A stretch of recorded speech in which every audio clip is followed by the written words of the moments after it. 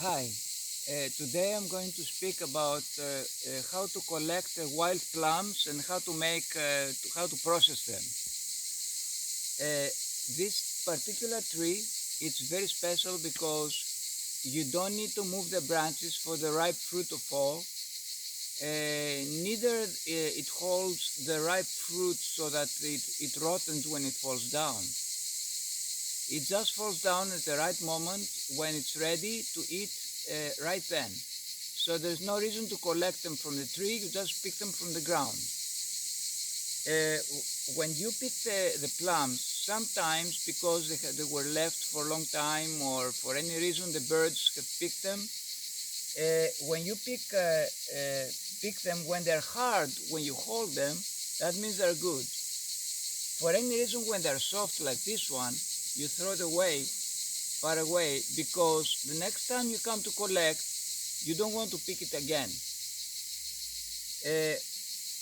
Then after you test the right ripeness to see if they are okay, which means some of them that are red, you taste them. Are this red, is it okay to eat? Is it sweet?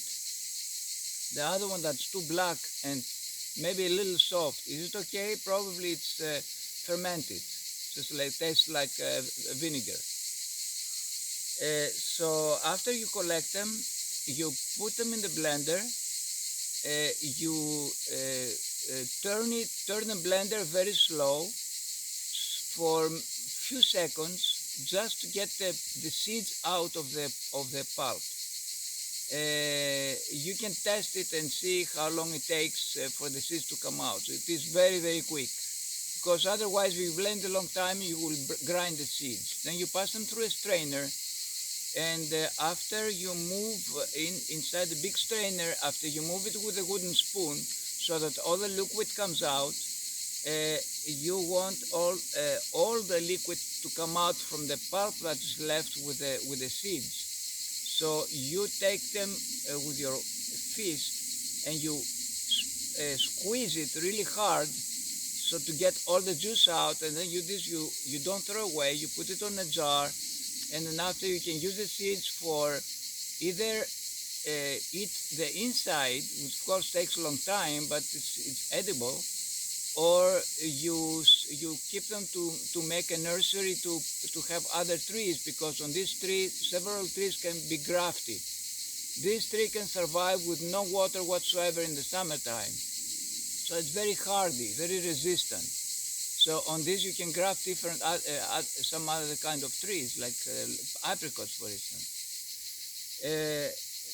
When this juice, after, you can do many things. You can either drink it as it is and dilute it with some honey or whatever sweetener, or you can grind it with dates, or you can put maple syrup and carob syrup or whatever else sweetener. I use solidified sugarcane juice to make it and cook it to make it like a concentrated juice that it keeps for a long time in a special jar that has been, the air taken out. Just the regular way you make the jams, and then whenever you want it, it keeps for several days in the refrigerator until you drink it all. Then you can also grind it with coconut or with nuts and make a very delicious drink. So it has many uses. And of course these you collect every day, because you don't want them to be out in the sun for a long time, because as soon as the sun hits it starts fermenting. So you have to as soon as they fall down, you have to collect them. That's it.